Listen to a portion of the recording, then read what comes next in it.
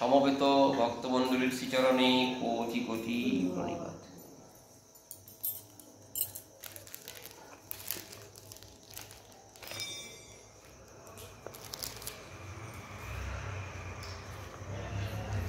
যৎ করোষি যদশ্নাসি যজ্জুষি দদাসি যৎ তপস্যসি কৌন্তেয় তৎকুরুষ্ব মদর্পণম শুভাশুভফলৈরিবং মোক্ষসে কর্মবন্ধনৈ সংন্যাসযোগযুক্তাত্মা বিমুক্ত মামুপৈষ্যসি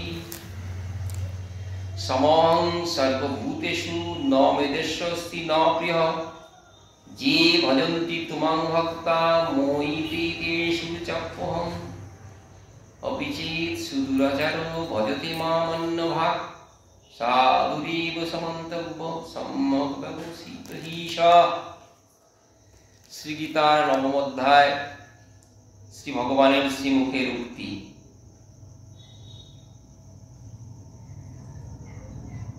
মধ্যম পাণ্ডব অর্জুনকে সম্মুখে রেখে জগতের হিতার্থে মঙ্গলার্থে শ্রী ভগবান কৃপা করে যে অমৃত বর্ষণ করছেন, সেই অমৃতের ধারা এই নবম অধ্যায়ে প্রবল বেগে ছুটে চলেছে। প্রত্যেকটি জীবের অন্তরের অন্ধকারকে দূর করে দেবে। বিষ্ণু পুরাণে একটা আখ্যান পাই। ব্যাসদেব আপন শিষ্য সহ চলেছেন। চলতে চলতে স্নানরত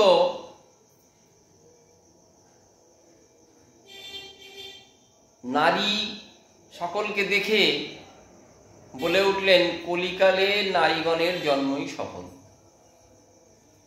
আবার কিছু দূর গমন করে বললেন, শূদ্রগণের জীবনই সফল। আবার কিছু দূর গিয়ে বললেন, কলিকালই সফল। এবং যেন প্রতিজ্ঞা করে বলছেন, কলিকালে শূদ্রগণের জীবনী সফল, কলিকালে শূদ্রগণের জীবনী সফল, কলিকালে শূদ্রগণের জীবনী সফল। শাস্ত্রকর্তা ব্যাসদেব তিনি যখন কোনো কথা বলেন সেটি সর্বজনমান্য হয়। সাধারণ জন শিষ্যগণ অর্থ না বুঝলেও ব্যাসের কথা সাধারণ কথা না, অসাধারণ কথা। শিষ্যগণ জিজ্ঞাসা করলেন, কেন এরকম কথা বলছেন? সব মাহাত্ম্য স্বীকার করে বললেন, দেখো কলিযুগ এমনই একটি যুগ না,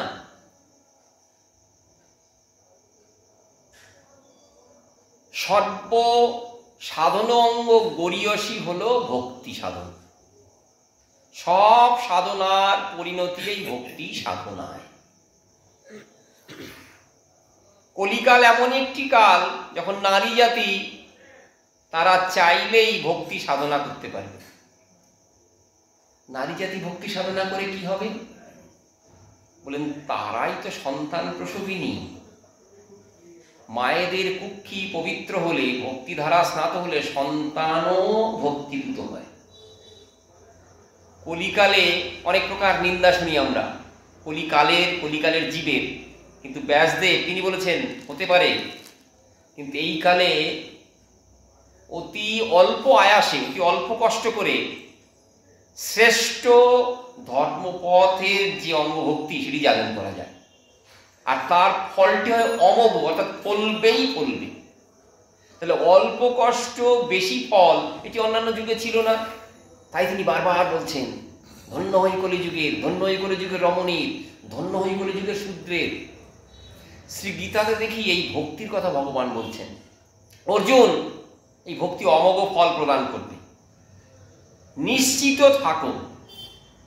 এই কথা যদি কেউ বলতে পারেন, তাহলে শ্রোতার অভ্যাগত জনের মনে আশার সঞ্চার হয় না, শুধু তার জীবনটা একটা অন্য খাতে বইতে শুরু করে। চিকিৎসক মশাই, ডাক্তার যদি বলেন দুরহ ব্যাধি বটে, রোগটা খারাপ বটে, কিন্তু আপনাকে আশ্বস্ত করছি, নিশ্চিত করছি এই রোগ ঠিক করে দেবো, তখন কিন্তু রোগটা কত খারাপ, কত খরচা হবে এই কথার দিকে মন যায় না। হয়েছে রোগ, চিকিৎসা হবে, রোগ মুক্ত হব, আমি সুস্থ হয়ে উঠব।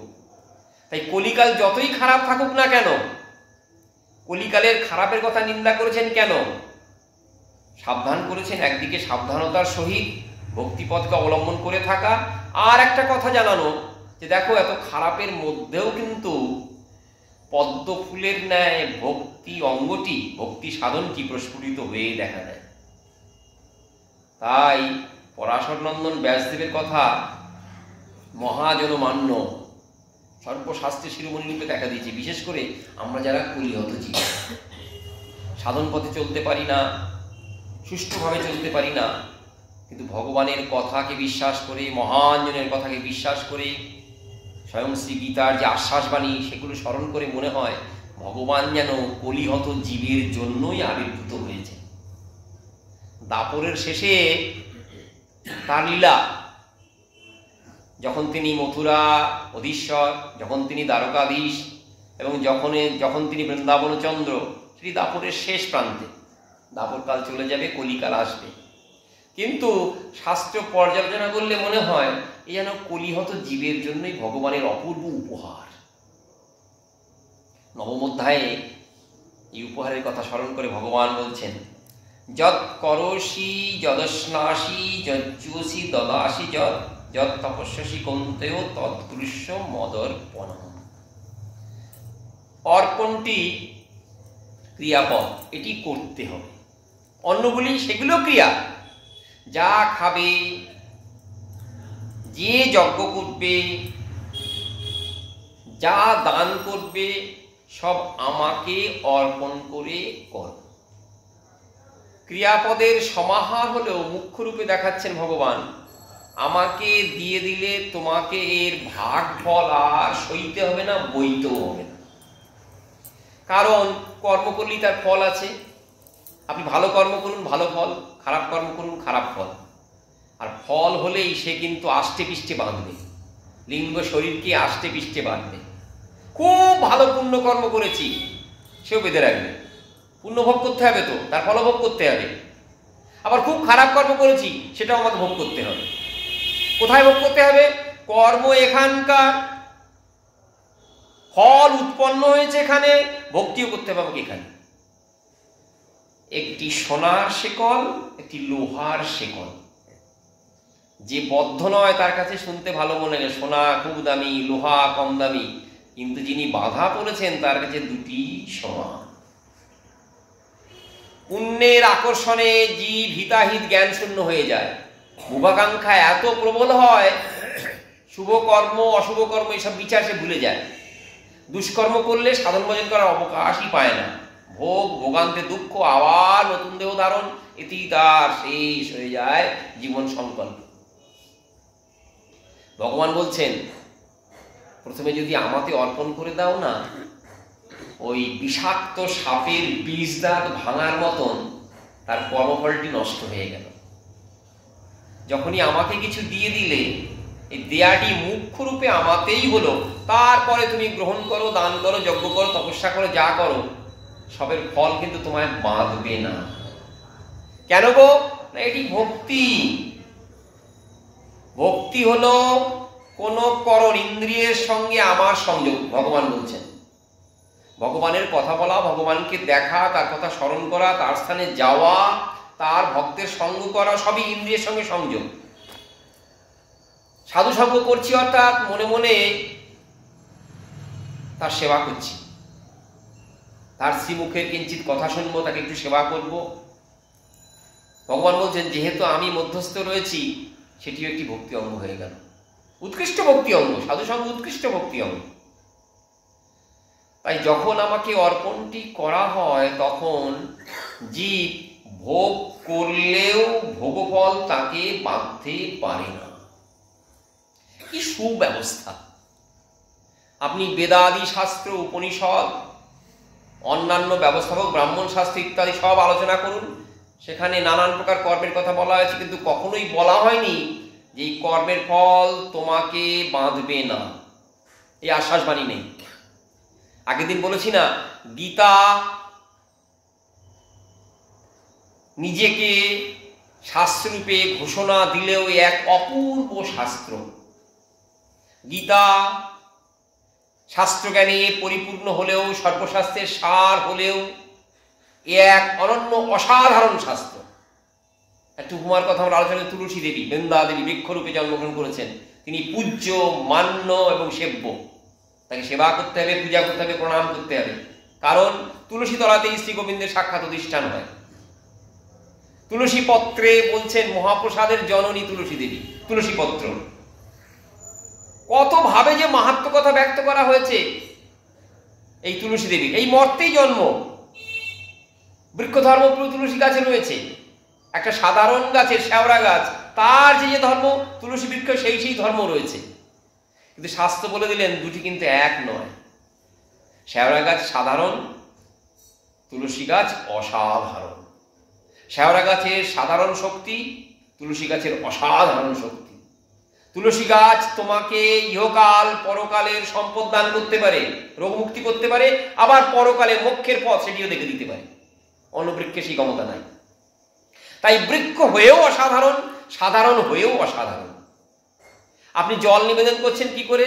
তুলসী গাছটি বাঁচবে এই ইচ্ছা করে নয়, কিন্তু জল সিঞ্চনের দ্বারা তাকে স্নান করাচ্ছেন, সে বাঁচবে, জলের দ্বারা পরিপুষ্ট হবে, সঙ্গে সঙ্গে আপনাকে কৃপাও করবে।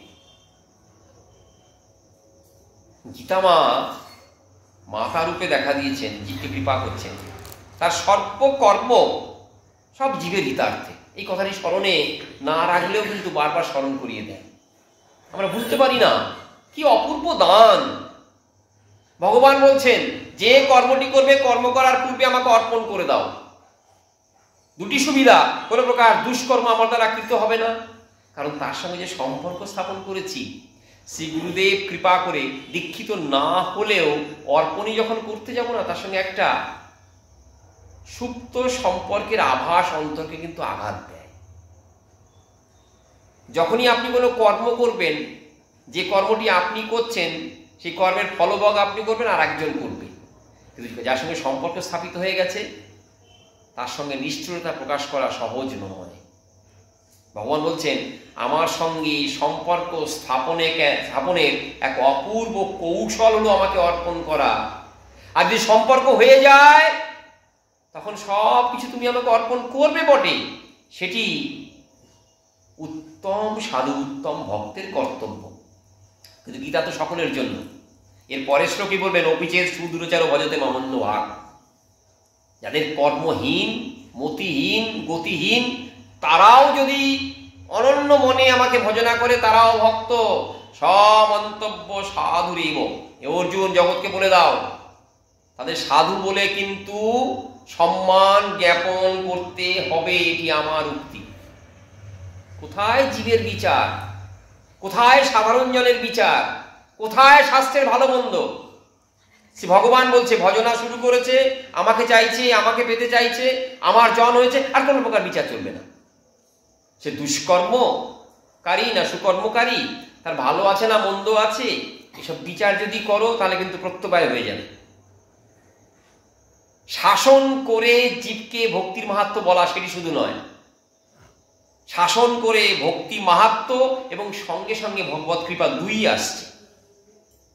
গঙ্গা জল পান করলে তৃষ্ণা যায়, সঙ্গে সঙ্গে গঙ্গা জল পানের যে পুণ্যফল সেটিও পাওয়া যায়।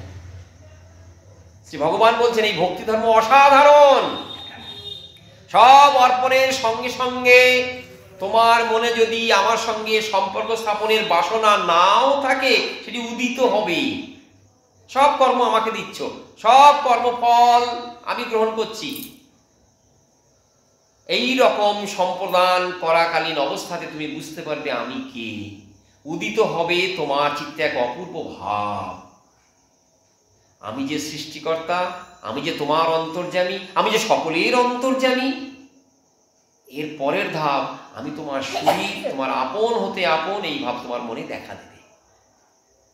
তাই ক্রমে ক্রমে তিহ ভক্ত হইবে উত্তম। আমার যে ভক্তি মালিন্য দোষে দুষ্ট, কামনা করছি ভগবান গো, শাস্ত্র বলে দিয়েছে তোমার চরণে ভক্তি না চাইলে, তোমার চরণে কামনা না করলে ফল পুষ্ট হবে না, ফল পাবো না। তাই মালিন্য যুক্ত, কামনা বাসনা যুক্ত। কামনা থাকলে সেই ভক্তি ভক্তি বটে, কিন্তু বিদ্যা ভক্তি বলেছে তাকে। জীবকে আশ্বস্ত করছে করতে থাকো, ভক্তি অঙ্গ যাজন করতে করতে করতে দেখবে একদিন ওই মলিন বসন কখন যে পড়ে গেছে তুমি জানতেও পারবে না। এই কৃপা কোন শাস্ত্রে পাই? ভগবানকে পাপ পুণ্য সব অর্পণ করি, আমার সব কর্মের ফলটুকু তুমি নাও, আগে অর্পণ তারপরে কর্ম। প্রহ্লাদ মহারাজ এই কথা বলেছেন ভাগবতে। ভগবত কর্ম যখন করবে তিনি আবার উচ্চ অঙ্গে শ্রবণ কীর্তন স্মরণ মনন সক্ষমাত্ম নিবেদনম যা করবে সব অর্পণ করে, হে গোবিন্দ তোমার প্রীত্যর্থে, আমি কৃষ্ণ কথা শুনবো, সাধু সঙ্গ করবো, সব তোমার প্রীত্যর্থে, আমি ভাগবতীয় কথা শ্রবণ করবো, ভাগবতীয় কথা কীর্তন করবো তোমার প্রীত্যর্থে। কিন্তু গোবিন্দ আরেকটু নিচু ধাপে নেমে এসছেন। ভাসমান ব্যক্তি, ডুবন্ত ব্যক্তি তো সকলকে উদ্ধার করতে হবে। গোবিন্দ বলছেন আমি যদি না উদ্ধার করি কে করবে? আমানায় বান্ধবার জগতে কে আছে? তাই সকলের হিতার্থে এই বিচারহীনতা, এই প্রকার সর্বাংশে নিজেকে বিলীন করে দেওয়া অন্য শাস্ত্রে পাই না। সব শাস্ত্রের সার এতে, অমোঘ বাণী, ফলবেই ফলবে কথা, আর সবার জন্য ভগবানের আকুলতা। এই জন্যই গীতা শ্রেষ্ঠ শাস্ত্রের মধ্যে অন্যতম। সবার জন্য কাঁদছেন একজন, বলুন তো তার প্রতি মন ধাবিত না হয়? সকলের জন্য প্রাণে আকুলতা শুধু নয়, করুণার ধারা নয়, সকলকে ভালো করার বাসনা। বাসুদেব দত্ত যার কথা আমরা বলি, গৌরহরি বলেছেন বাসুদেব দত্তের যত গুণের সীমা একমাত্র বাসুদেব দত্ততেই তত গুণ অধিক পরিমাণে দেখো, তুলনা হবে না। বলছেন বাসুদেব না আমাকে চাইলে যে হাটে চাইবে সে হাটে আমাকে বিক্রি করতে পারে। চৈতন্য ভাগবতে পাই গৌরহরি বলছেন বাসুদেব দত্তের গুণের নাহি পরিসীমা, আমাকে যে হাটে বিক্রি করতে চায়, যে ঘাটে বিক্রি করতে চায় সেই ঘাটেই সে বিক্রি করতে পারবে। কেন গো প্রভু? বাসুদেব সর্বাংশে তো আমার ভক্ত, গৌর পার্শ্বগণ সকলেই সর্বাংশে গৌর ভক্ত, সেখানে আর মনে কোনো দুই দুই ভাব নেই, কোনো হেয় মালিন্য দশা নেই মনে, সর্বাংশে গৌর হরির আপনজন। সেখানে বাসুদেবের গুণ বলছেন জানো, জীবের জন্য অন্তরে কত করুণা। বাসুদেব একান্তে এসে আমার চরণে পড়ে বলছে প্রভু গো, জগতের জীব কত দুঃখ কষ্ট ভোগ করে, সবার দুঃখ কষ্ট আমাকে দিয়ে দাও, আমি একা ভোগ করে ক্ষয় করে দেব, জীবের যেন দুঃখ কষ্ট না হয়। এত কারুণ্যপূর্ণ যার হৃদয়, প্রত্যেকটি জীবের দুঃখ যাকে ব্যথিত করে, ভগবান বলছেন সে শ্রেষ্ঠ জীব। আমাকে না চাইলেও আমি তার হয়ে যাই, কারণ আমার জীবের দুঃখ লাঘব করার জন্য, দুঃখ দূর করার জন্য তার কি অপূর্ব প্রচেষ্টা। বাসুদেব দত্তের মহিমা গাইছেন। বাসুদেব দত্তের তুলনা একমাত্র বাসুদেব দত্তই, অন্য কেউ নয়। স্বয়ং ভগবান শ্রীগীতাতে সেই করুণার ধারাও দেখাচ্ছেন। সকলের জন্য আমার সমদৃষ্টি, সকলে আমার কৃপা পাক, দুঃখ মালিন্য দারিদ্র সব দূর হয়ে যাক। তাহলে প্রভু যদি কর্ম না করি, বলছি সেটি তো হবে না। দ্বিতীয় অধ্যায়ে বলেছি কর্ম না করে কেউ থাকতে পারে না, কর্ম তোমাকে করতেই হবে। তা সবচেয়ে ভালো উপায় কর্মটি আমাকে অর্পণ করে দাও। এমন এক দেশে গেছো সহসা জল পাওয়া যায় না, পেলেও নোংরা জল, তা ভাবছে জল খাবো না, তাই হয় নাকি গো? জল না খেয়ে প্রাণ ধারণ করা যায়? জল তোমাকে খেতেই হবে। তা আমি উপায়টি বলে দিই, জলটিকে পরিষ্কার কিভাবে করবে সেই উপায়। কর্ম না করে থাকতে পারবে না। শয়নে স্বপনে সর্বদা কর্ম করো, বসে রয়েছে তবু কর্ম করো। চিন্তার নাই কর্ম আছে নাকি? মন বন্ধু মন শত্রু। কেন বললেন? মন ভালো ভাবলে ভালো, খারাপ ভাবলে খারাপ। হাত দিয়ে কাউকে থাপ্পড় মারলাম, আগে মনে মনে সে ঠিক হয়ে গেছে, মারবো। হাত দিয়ে কাউকে দান করছি, মনে মনে ঠিক হয়ে গেছে, মনই তো শত্রু, মনই তো বন্ধু। তাই বসে বসে কর্ম করছি তো, মন বলে চলেছে, মন করে চলেছে, মন বয়ে চলেছে। তখন হচ্ছে আগে একবার অর্পণ করে দাও, তোমার সব কর্ম অর্পণ করো। প্রথমে প্রাথমিক স্তরে এটি কষ্টকর হলেও শেষে কিন্তু তুমি আমাবই আর অন্য কিছু ভাবতে পারবে না। ওই যে বললাম আগে, যখন সম্পর্ক সুপ্ত ঘুমিয়ে রয়েছে, তখন শুভকর্ম অশুভ কর্ম সব গোবিন্দকে দিলেও আপনজন ভাবে নয়, ধীরে ধীরে দিতে দিতে ভাববো আমার খারাপটি কেন আমি গোবিন্দকে দেব। রাধাকুণ্ডে কথিত আছে এক মহাত্মা ব্যাধিগ্রস্ত হয়ে আপন কুটিরে রয়েছেন। অঙ্গে ব্যাধি দেখা দিয়েছে, শুধু তাই নয়, ব্যাধিগ্রস্ত অঙ্গে পোকা দেখা দিয়েছে। যারা তার আপনজন ছিলেন, যারা তাকে ভালোবাসতেন, তারা এসে কান্নাকাটি করছেন, হে বাবাজি মহাশয়,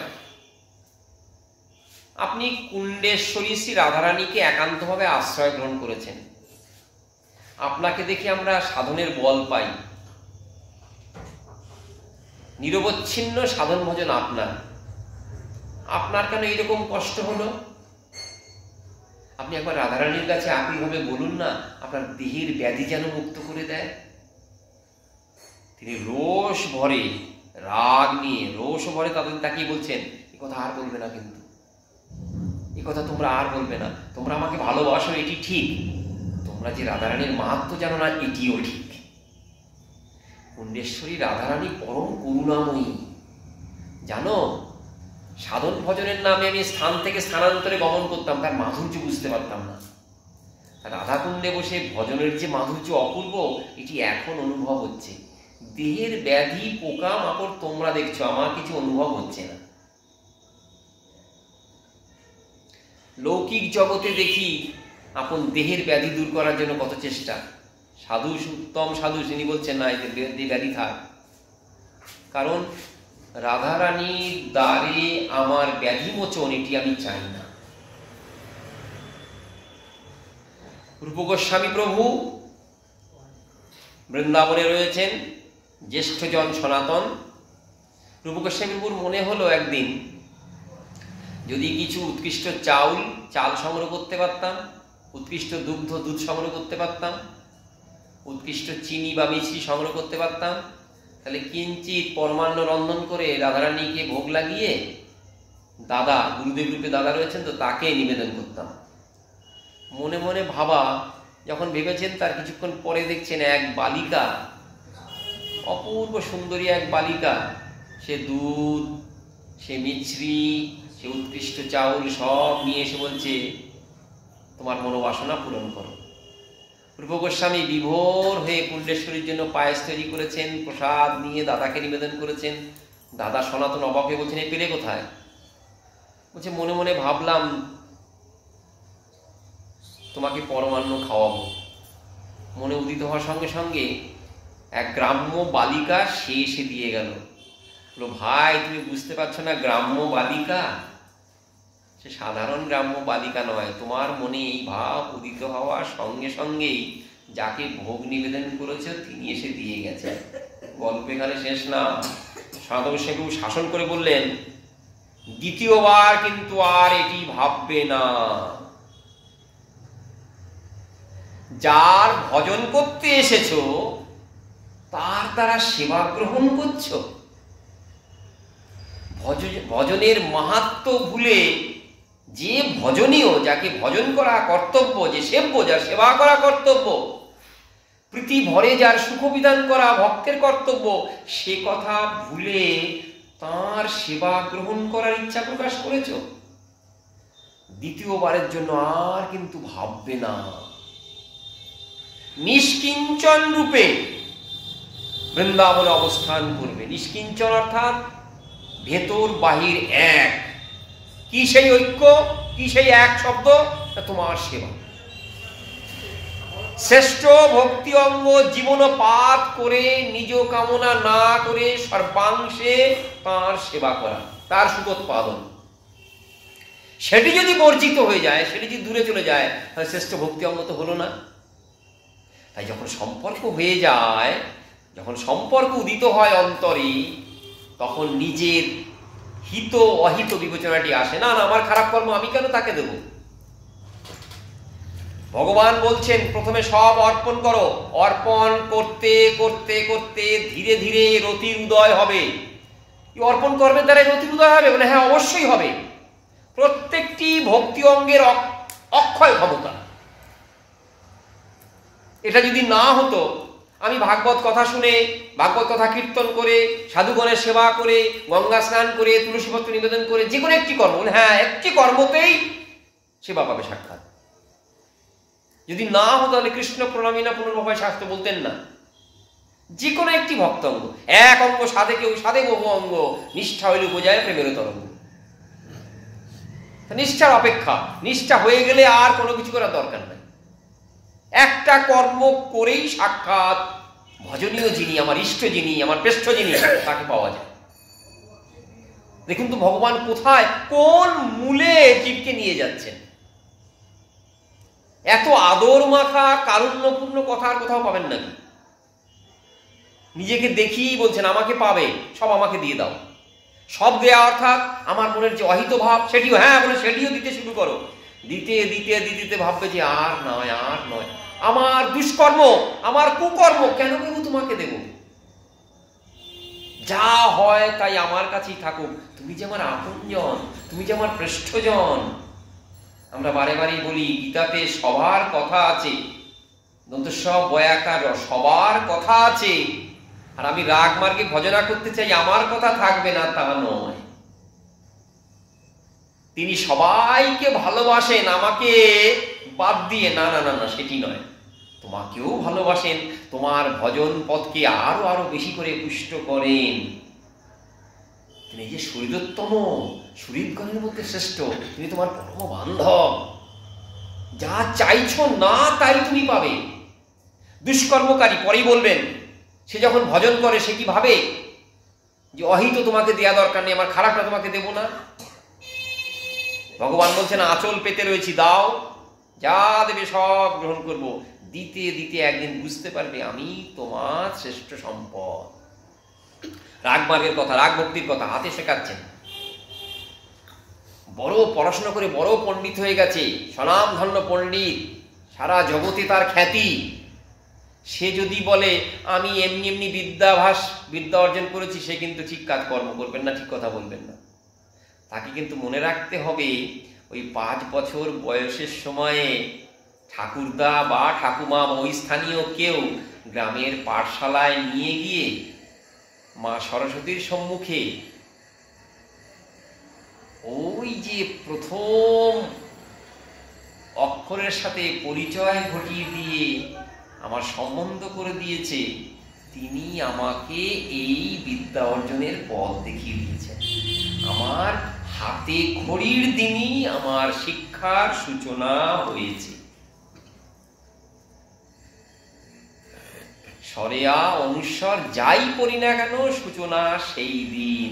আমি বুঝি নাই আমার এই মাহাত্ম্য, আমার এই পাণ্ডিত্য, আমার এই জগৎজোড়া নাম আমি সেদিন বুঝি নাই, কিন্তু আজ বুঝে আমি সর্বাংশে সেই পণ্ডিতকে প্রণাম জানাই, যিনি আমার হাতে খড়ির সহায়ক। শ্রী গীতাতে শ্রী গোবিন্দ হাতে খড়ি দিচ্ছেন। কোথায় নেমেছেন বলুন তো? জীবের হিতার্থ। ডুবন্ত জীব, কর্ম সাগরে নিরন্তর ভাসমান জীব, ডুববে সেই জীবকে হাত ধরে শুধু তুলছেন নয়, কোন সম্পদ দিচ্ছেন? হে কৌন্তেয় তৎপুরুষ মদর্পণম, আমাকে অর্পণ করে দাও। আগের দিন শুনিয়েছি উরাকয় গোবিন্দায় নমঃ, ওই গল্পটির দ্বারা ইঙ্গিত করেন যা দেবে আমি সব গ্রহণ করি। আবার শুনিয়েছি উৎকৃষ্ট ভক্ত মাটিতে অন্ন মাখা অন্ন, ঘি মাখা অন্ন, ঘি মাখা অন্ন ছুঁড়ে ছুঁড়ে দিচ্ছেন, মুখে বলছেন গোবিন্দায় নমঃ, গোবিন্দায় নমঃ, গোবিন্দায় নমঃ।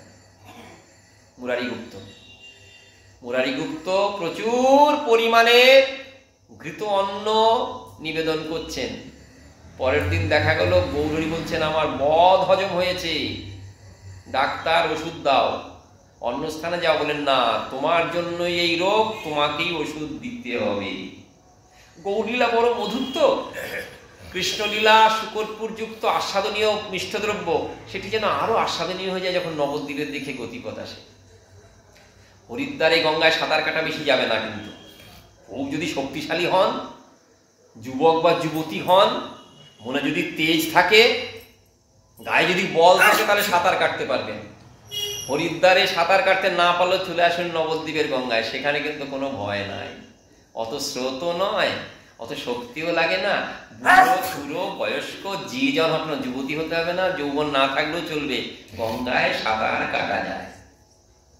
তাই বৃন্দাবনে যে লীলা হয়েছে মধুরাতি মধুর, সবাই পাগল হয়ে যায় সেই লীলা শুনে, কিন্তু নবদ্বীপের গঙ্গা তটে যে লীলা সূচিত হয়েছে সেটি আরো মধুর।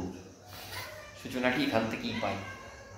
ভগবান যখন বলছেন হে কুন্তেয়, হে কুন্তিনন্দন, হে পৃথানন্দন অর্জুন, জগতের সকলকে বলে দাও ভয় নাই, ভয় নাই, শুভ অশুভ ফলৈরেবং মোক্ষসে কর্মবন্ধনৈ সংন্যাস যোগযুক্তাত্মা বিমুক্ত মাম পশ্যসি। বিশেষ রূপে সে মুক্ত হয়ে সে আমার কাছে চলে আসে। আগের দিন আমরা এই বিশেষ মুক্তি পাওয়া অর্থাৎ মুক্ত মুক্ত মুক্ত জ্ঞানী মুক্ত হয়, সে মুক্তি পায়। যোগী মুক্ত হয়, সে মুক্তি পায়। নিষ্কাম কর্ম করে ইহকাল পরকালের ফলবাকাঙ্ক্ষা ত্যাগ করে দিয়ে সে মুক্ত হয়।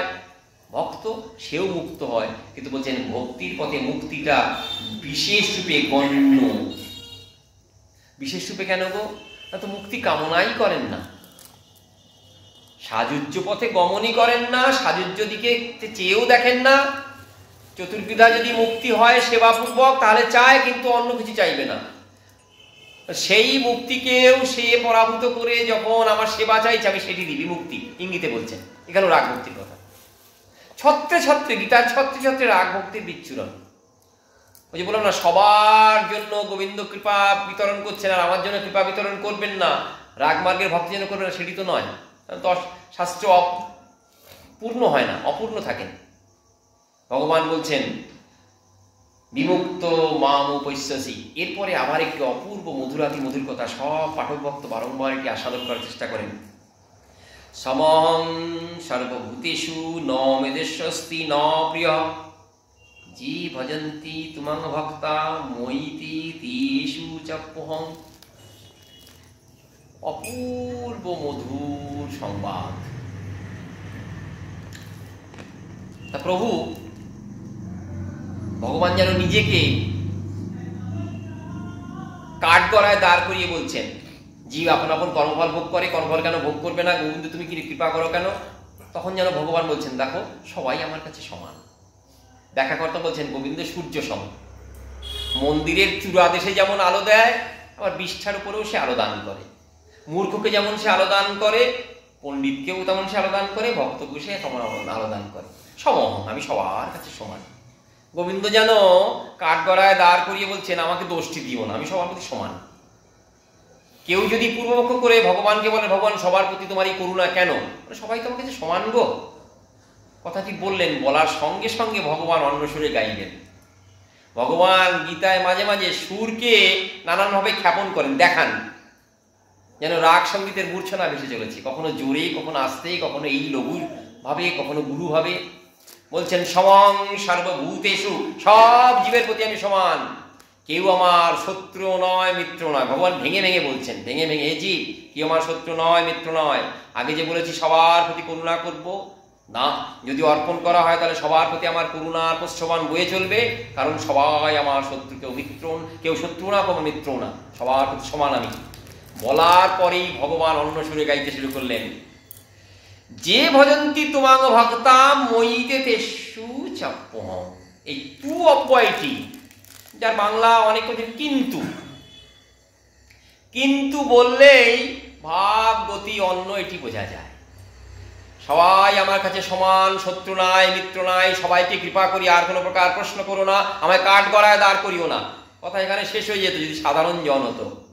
অসাধারণ শ্রী গোবিন্দ তার অসাধারণ কৃপা ভাণ্ড নিয়ে বলছেন, যে ভজন্তি তুমাং ভক্তা ময়িতে তেষু চাপ্যহং। এই তে অব্যয়টি নিয়ে শাস্ত্রকর্তাগণ নানান প্রকার ব্যাখ্যা করেছেন। বিশেষ করে বিশ্বনাথ চক্রবর্তী প্রভু তিনি এই তের কথা শুনিয়েছেন। ভগবান বলছেন কিন্তু। বিবাহের পূর্বে দুই পক্ষে নানান প্রকার কথাবার্তা হয়, তো যদি চালাক কর্তা ব্যক্তি থাকে তারাই কিন্তু যোগ করে দেয়। মেয়ের বাবাকে বলছেন কিচ্ছু দিতে হবে না, কিচ্ছু দিতে হবে না। আজকালকার যুগে একবার চায় নাকি কেউ কাঠগড়ায় দাঁড় করিয়ে সবাইকে দোষী সাব্যস্ত করবে? কিন্তু বেআই মশাই আপনার মেয়ে যাতে সুখে থাকে সেই ব্যবস্থা করবে। নিজের কিছু নাই, রাত্রিবেলাতে চাঁদ দেখা যায়, বর্ষাকালে অন্যের বাড়িতে যেতে হয়, হাতে ভাতের হাড়ি শেয়ালেও টানে, স্ত্রীতেও টানে, এরকম অবস্থা। সে বলছেন আমি কিচ্ছু চাই না, কিন্তু আপনার মেয়ে যেন সুখে থাকে। আছে তো এরকম। গোবিন্দ বলছেন যে ভজন্তি তুমাং ভক্তা ময়িতে তেষু চাপ্যহং। কিন্তু আমায় যে ভজনা করে তার সঙ্গে আমার অন্য সম্পর্ক। আগে বলেছি সম্পর্ক যদি সুপ্ত থাকে, গোপন থাকে, ঘুমিয়ে থাকে, তখন এক ভাব, সম্পর্ক যখন জেগে উঠেছে, ভজন করছে, ভজন মাধুর্য আস্বাদন হয়েছে, সেখানে একটি কিন্তু লাগিয়ে দিলাম আমি। মইতে তেষু চাপং, সে যেমন আমাকে চায় আমিও তাকে চাই। আমার বাবা সেই বলেন না, প্রাকৃতিক জগতের উদাহরণ দেন, কাম প্রেমে দোহাকার পার্থক্য বোঝানোর সময় বলেন কামের কি তেজ, বলেন না। বাবা মা শুনিয়ে দিয়েছেন, আত্মীয় শুনিয়ে, এই মেয়ে শোন, তোকে কিন্তু কুলে রাখবো না, সব ত্যাগ করবো, একবার ত্যায্য সন্তান করে দেবো, কিচ্ছু পাবি না তুই। নষ্ট দুশ্চরিত্র ছেলের সঙ্গে সম্পর্ক করেছিস, তোকে ছাড়, না হলে কিন্তু তোকে ছেড়ে দেবো। আমি সব ছাড়লাম, তোমাদেরও ছাড়লাম, আমি ছেলেকে ছাড়তে পারবো না। এই জগতে যে ভোগাক্রান্ত মন, কামের আদিষ্ট মন, তারই এই দশা। প্রেমের স্পর্শ পেলে সেখানে যে অর্বাচীন সব ভাব দূরে চলে যায়, শ্রী গোবিন্দ সেটি নিজ মুখেই বলছেন। প্রেমিক ভক্তের মাহাত্ম্য কথন শ্রী গোবিন্দের মুখে। সবাই যে জিনিস অন্বেষণ করে, খুঁজে খুঁজে বেড়ায়, গোবিন্দ স্বয়ং নিজে এসে বলছেন খুঁজতে হবে না, আমি সেই সম্পদের অধিকারী, আমি ভান্ডারী, আমি আবার দেয়ার কর্তা। দেখুন, জগতের সকলের অন্তরে কামনা থাকে আমাকে ভজনা করার। প্রভু যোগী জ্ঞানী নিষ্কাম কর্মী, তারা কিন্তু আমার ভজনা করতে চায়, সুযোগ যদি পায়, সুযোগ যদি আসে, আমার ভজনা শুরু করবে তারা। ভাগবতে উদাহরণ দেখিয়েছি, চতুষ্ষণ তারা কিন্তু চাইছেন, তাদের অন্তরে কোনো প্রকার কামনা নাই, বাসনা নাই, বন্ধন নাই, লোক থেকে লোকান্তরে পরিভ্রমণ করা ক্ষমতা তাদের রয়েছে। কিন্তু দেখেছো মজা, আমার চরণের তুলসী ফুল মিশ্রিত সৌরভ নাসা বিবরে প্রবেশ করার সঙ্গে সঙ্গে ইন্দ্রিয়গণ জেগে উঠলো, মন জেগে উঠলো, হায় হায় হতস্মি হতস্মি, প্রভু তোমার সেবা করি নাই। তাই জ্ঞানী বলো, যোগী বলো, কর্মী বলো, নিষ্কাম কর্মী বলো, সুযোগ পেলে তারাও আমার সেবা করতে চায়। কিন্তু যিনি সাক্ষাৎ সেবায় রত, সেবা করতে চলে, সেবা করছেন, তার সঙ্গে আমার যে অপূর্ব সম্পর্ক, সেখানে কিন্তু আর অন্য কোনো কথা চালিত হবে না। সে আমাকে চায়, আমি তাকে চাই। অপিচে সুদরাচর ভজতে মামন্য ভাব। এই শ্লোকটি ওই শ্লোকের অপূর্ব ব্যাখ্যা। তোমরা জগতে সবাই দোষ গিয়ে বেড়াও, তার নানান প্রকার গুণ গিয়েও বেড়াও, তোমাদেরও দোষ আছে বলি। মাছি ঘাতেই বসে, তোমরা মৌমাছি হতে পারলে না দোষ গিয়ে বেড়ালে। কিন্তু দেখো তো, ওর অন্তরে যে ভক্তিটুকু রয়েছে, আমি ভক্তিমুখা হয়ে, ভগবান হয়ে সেই ভক্তির দিকেই দৃষ্টি দিই, তার সঙ্গে আমার কিন্তু ওই কিন্তু সম্পর্কটি, অর্থাৎ সে আমাকে যেমন কামনা করে, আমিও তাকে সর্বাংশে কামনা করি। তার কামনা অনন্য সাধারণ, আমার কামনা অনন্য সাধারণ। সে অন্য কিছু চায় না, আমিও অন্য কিছু চাই না। সাধারণভাবে তোমাদের কাছে সেই ভক্তের লৌকিক গুণ, বাহ্যিক গুণ, সামাজিক গুণ সব আসতে পারে, কিন্তু শ্রেষ্ঠ যে সম্পর্ক, যে সম্পর্ক একবার অন্তরে উদিত হলে ইহকাল পরকালের সব কিছু পেয়েছি বলে মনে হয়, সেটি তার অন্তরে এসেছে। তাই বলি অপিচে সুদূরাচার ভজতে মামান্য ভাগ। অর্জুন, জগৎবাসী সকলকে সাবধান, সাধু সাবধান, অন্যথা করবে না কিন্তু। সাধু রেব সমন্তব্য সম্যক অবস্থিত হিসা। আবার এখানে অব্যয়ের কথা দেখো, অন্য কোনো বিশেষণে তার গুণকথন, দোষ কথন করবে না। ভক্তিমার্গে শ্রী গুরুদেবের অপূর্ব মাহাত্ম্য কথিত হয়েছে। সেখানে একটা কথন হয়েছে, লৌকিক দৃষ্টিতে শ্রী গুরুদেবের দোষ কখন দেখলেও দেখবে না।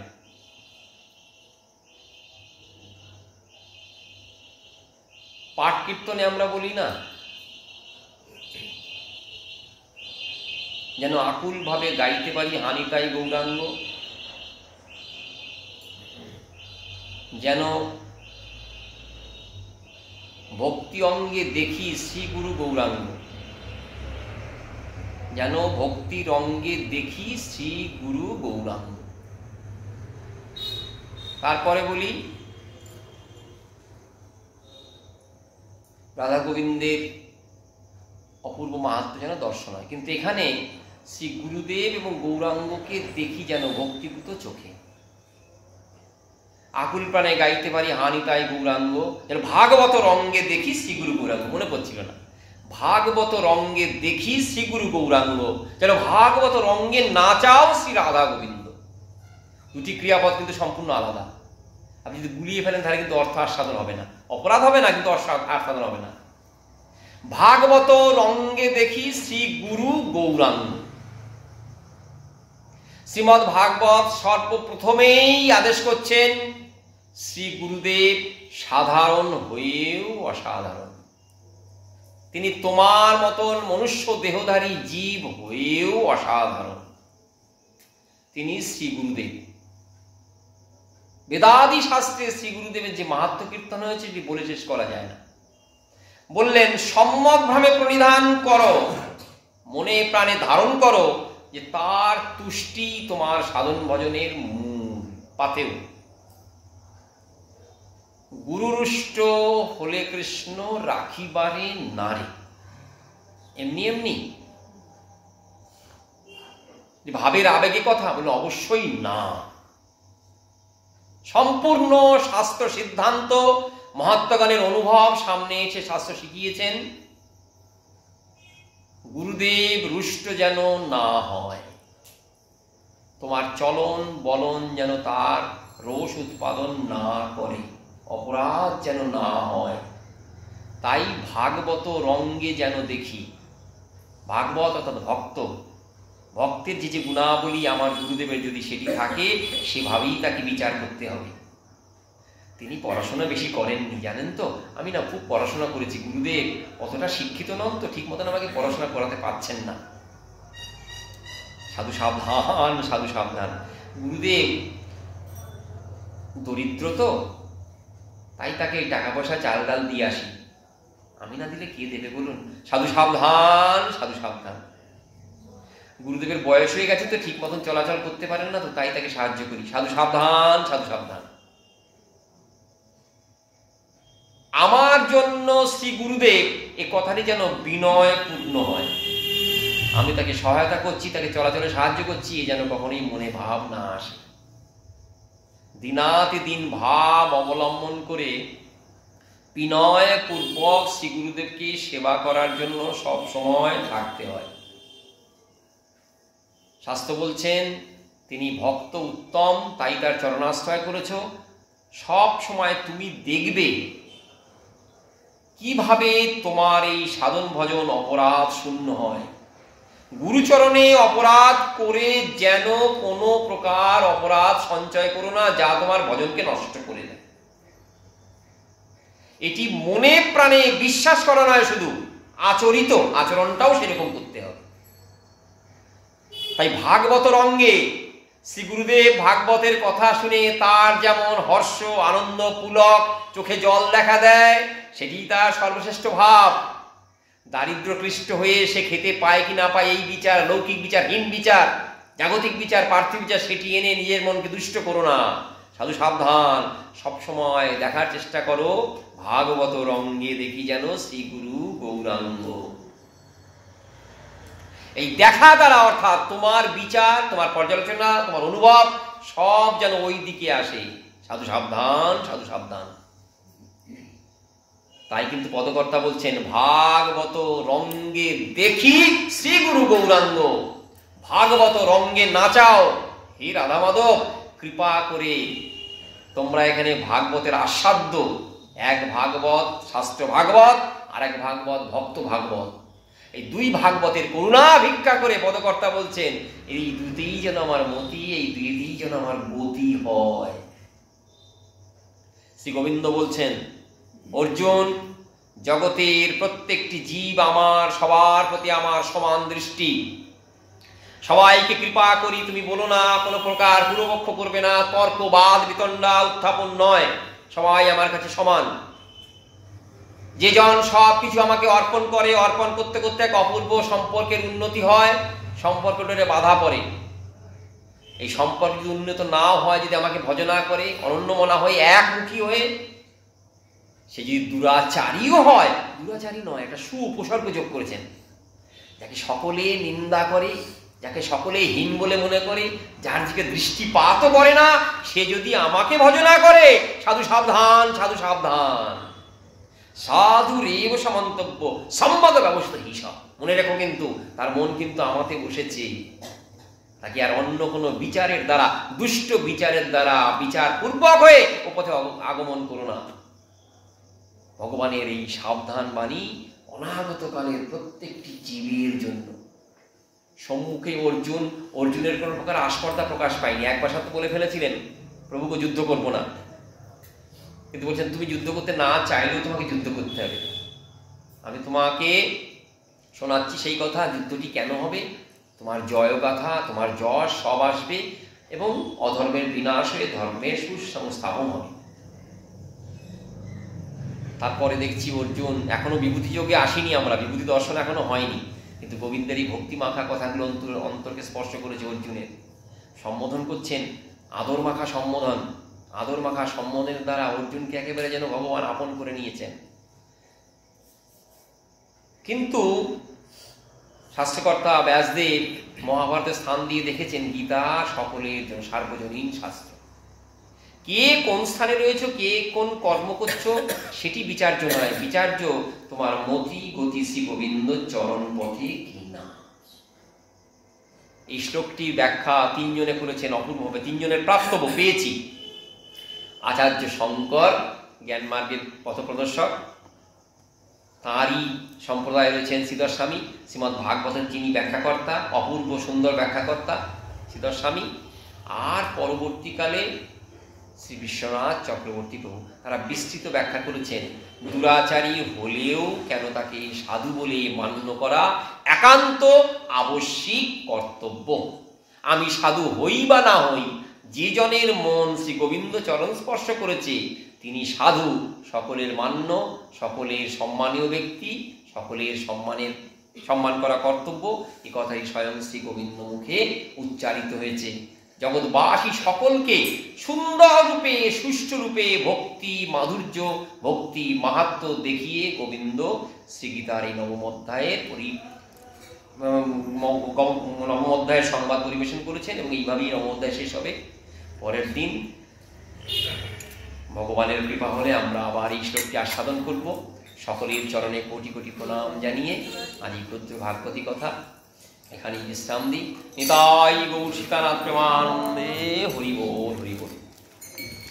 জয় জয় রাম।